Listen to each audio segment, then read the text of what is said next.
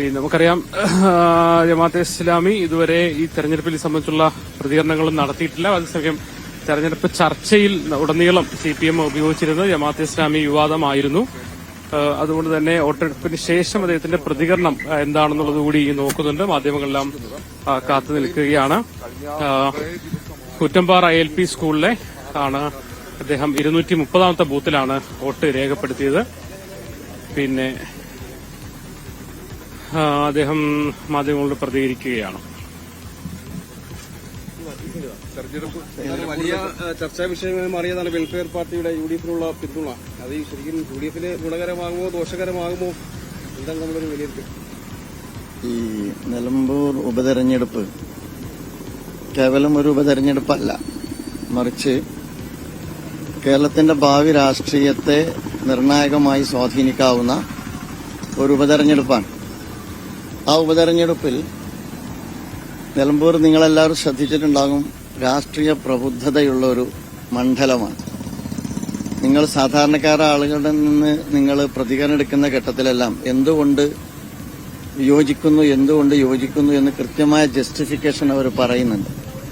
അതുകൊണ്ട് തന്നെ ആ രാഷ്ട്രീയ പ്രബുദ്ധത തെളിയിക്കുന്ന ഒരു വിധേയത്തായിരിക്കും നിലമ്പൂരിൽ എന്നാണ് എനിക്കതിൽ പറയാനുള്ളത്. വിഭാഗീയ വർഗീയ പ്രവർത്തനങ്ങൾക്കെതിരിലുള്ള വിധേയത്തായിരിക്കും. അത്രേ ഇപ്പൊ പ്രതികരിക്കുന്നുള്ളൂ. തെരഞ്ഞെടുപ്പ് പ്രചാരണ വേളയിൽ ഏറ്റവും ചർച്ചയായത് ജമാഅത്ത് ഇസ്ലാമിയുടെ പിന്തുണയുമായി ബന്ധപ്പെട്ടാണ്. ആ പിന്തുണ UDF-ന് നൽകിയത് LDF ആയുധമാക്കുകയും ചെയ്തു. UDF-ന് അത് ഏതെങ്കിലും തരത്തിൽ ബാധിക്കുമോ? ഏതാണ്ട് കഴിഞ്ഞ 2-3 ദിവസങ്ങളിൽ നിറഞ്ഞു നിന്നത് ജമാഅത്ത് ഇസ്ലാമിയുമായി ബന്ധപ്പെട്ട ചർച്ചയാണ്. ഞാൻ ഇവിടെ നിന്ന് പറഞ്ഞാൽ തീരാവുന്നതല്ല, നമുക്ക് സംസാരിക്കാം. അത് സ്വാഭാവികമായി അതിനുണ്ടായൊരു പരിണിതിയാണ്.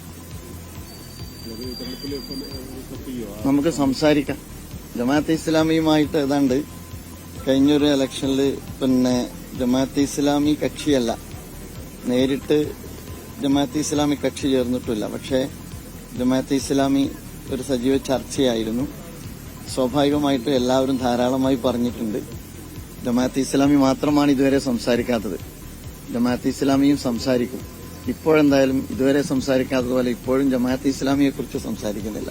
തെരഞ്ഞെടുപ്പിന് ശേഷം സംസാരിക്കും. UDF-ന് അനുകൂലമായ ഒരു ജനവിധി ഉണ്ടാകുമെന്ന് പ്രതീക്ഷിക്കുന്നു. വർഗീയതയ്ക്കും വിഭാഗീയ പ്രവർത്തനങ്ങൾക്കും എതിരായ വിധേയത്വം ഉണ്ടാവും. പക്ഷെ ഇത് നമുക്ക് അതെല്ലാം പറയാം, എല്ലാം പറയും. സമയം അത് അതിനെക്കുറിച്ച് ഞാൻ ഒരൊറ്റ കാര്യം പറഞ്ഞു കഴിഞ്ഞു. നിലമ്പൂർ വേറെ പ്രബുദ്ധമായ രാഷ്ട്രീയ ബോധം കാണിച്ചൊരു മണ്ഡലമാണ് നാളിതുവരെ. ആ രാഷ്ട്രീയ പ്രബുദ്ധത ഈ ഇലക്ഷനിലും കാണിക്കും. ഇറാൻ ഇസ്രായേൽ യുദ്ധം നടന്നുകൊണ്ടിരിക്കുകയാണ്. വലിയ സയനിസ്റ്റ് വിരുദ്ധനാണ് എം സ്വരാജ് എന്നാണ് അദ്ദേഹം നടത്തിയ പ്രഭാഷണങ്ങൾ. വലിയ രാഷ്ട്രീയം തന്നെയാണ്.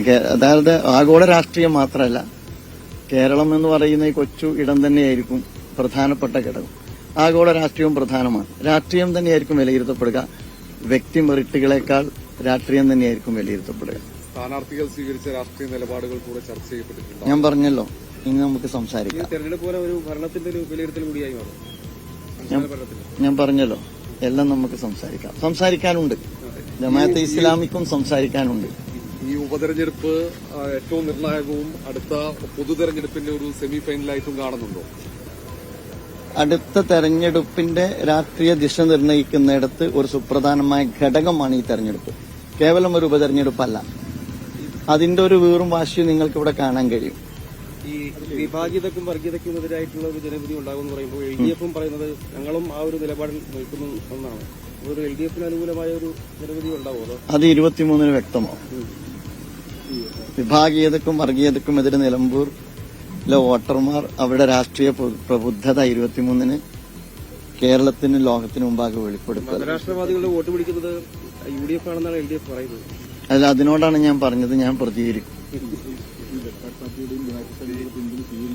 ഷഹീദ് കക്ഷി നേതാക്കന്മാരായ പലരും പറയുന്നത് ജമാഅത്ത് ഇസ്ലാമിനോടുള്ള നിലപാട് ഷഹീദ് ധൃതി കാണിക്കണ്ട, ഞാൻ പറയും. പഴയത് തന്നെയാണ്, അതിലൊരു മാറ്റമൊന്നുമില്ല. അതൊക്കെ പിന്തുണ പ്രഖ്യാപിച്ചതാണ്. അതൊക്കെ നമുക്ക് സംസാരിക്കാം. വി ഡി സതീശൻ പറഞ്ഞിരുന്നു ജമാഅത്ത് ഇസ്ലാമി മതരാഷ്ട്രവാദത്തിൽ നിന്ന് പിന്നോട്ട് പോയിട്ടുണ്ട്, അതുകൊണ്ടാണ് നമ്മൾ പിന്തുണ സ്വീകരിച്ചതെന്നാണ്. അതിനെക്കുറിച്ചും ഞാൻ പറഞ്ഞല്ലോ, ജമാഅത്തെ ഇസ്ലാമിയെ കുറിച്ചാണ് ചർച്ച നടന്നത്. ഇതുവരെ നടന്ന ചർച്ച ജമാഅത്തെ ഇസ്ലാമിയെ കുറിച്ചാണ്. ഇതുവരെ ഈ നിമിഷം വരെ ജമാഅത്തെ ഇസ്ലാമി സംസാരിച്ചിട്ടില്ല. ജമാഅത്തെ ഇസ്ലാമിയെ മുന്നിൽ വെച്ചുകൊണ്ടുള്ള ഒരുപാട് തിയറികളും സിദ്ധാന്തങ്ങളും നെറേറ്റീവുകളും ഒക്കെ നിലമ്പൂർ മണ്ഡലത്തിൽ രൂപപ്പെടുത്തിയെടുത്തിട്ടുണ്ട്. സ്വാഭാവികമായും ഒരു പ്രസ്ഥാനം എന്നുള്ള അർത്ഥത്തിൽ ജമാഅത്തെ ഇസ്ലാമിക്കും പറയാനുണ്ടാവും. അത് ജമാഅത്തെ ഇസ്ലാമി പറയും. ഇതുവരെ സംസാരിച്ചിട്ടില്ല, ഇപ്പോഴും സംസാരിക്കുന്നില്ല, ഇനി സംസാരിക്കും. ചർച്ചകൾ തെറ്റിദ്ധരിപ്പിക്കപ്പെടുന്ന രീതിയിലേക്ക് പോയിട്ടുണ്ടോ? നിങ്ങൾക്കറിയാവുന്ന കാര്യമാണല്ലോ അത്. നിങ്ങൾ ഈ മാധ്യമപ്രവർത്തകരാണ്, നാളെയും ഇതുവരെയുള്ള രാഷ്ട്രീയ ചരിത്രം അറിയുന്നവരാണ്. അതുകൊണ്ട് നിങ്ങൾക്കറിയാവുന്ന കാര്യമാണത്. ഞാൻ വിശേഷിച്ച് അതിൽ പ്രതികരിക്കേണ്ടതില്ലാത്ത വിധം നിങ്ങളത് കാര്യമായി കൈകാര്യം ചെയ്തിട്ടുമുണ്ട്.